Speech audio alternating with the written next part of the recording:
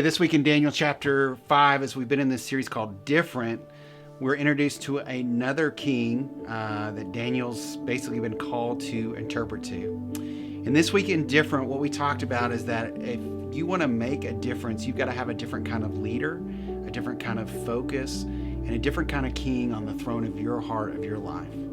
That was the difference that Daniel made. He showed those kings that he was under in Babylon.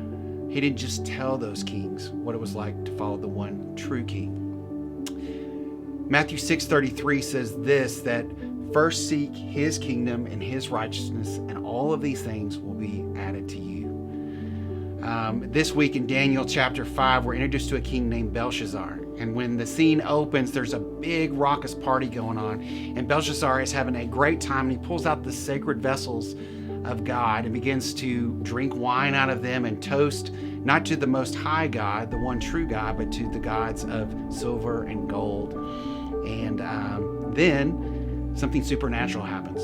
An uninvited guest shows up. The supernatural hand of God shows up and writes on the wall. And if you've ever heard the expression, the writing's on the wall, this is where it comes from. It freaks out King Belshazzar, and he invites his wise men and astrologers to interpret, and of course they can. And so once again, Daniel's invited to interpret. And he shows up and he interprets the dream to Belshazzar, this arrogant, prideful idolater of a king. And in verse 22, Daniel says this, "But you, Belshazzar, his son, have not humbled yourself, though you knew all this. Instead, you have set yourself up against the Lord." Here's what the writing on the wall said. Belshazzar, your days are numbered. Belshazzar, you have been weighed and found wanting. And Belshazzar, tonight your kingdom will be divided and be given to the Medes and the Persians. You know, God has numbered our days as well. And we have been weighed and found wanting without the righteousness of Jesus. And someday our kingdom will be divided as well. So what kingdom are you investing in?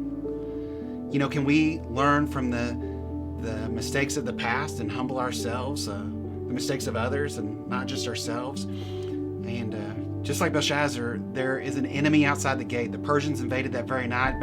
The Babylonian Empire comes to an end. But there's an enemy outside our gates too. An enemy who comes to kill, steal, and destroy.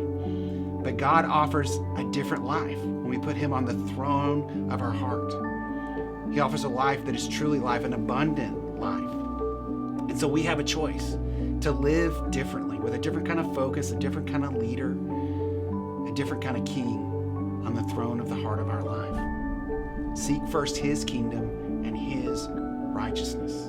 At the end of the day, we have a choice to ignore God's leadership and to forget the past, to build our own kingdoms, or to trust God with an abiding, ruthless trust, to trust him as our leader and as the king of our life. At the end of the day, that's how we live differently, is with a different king and a different focus.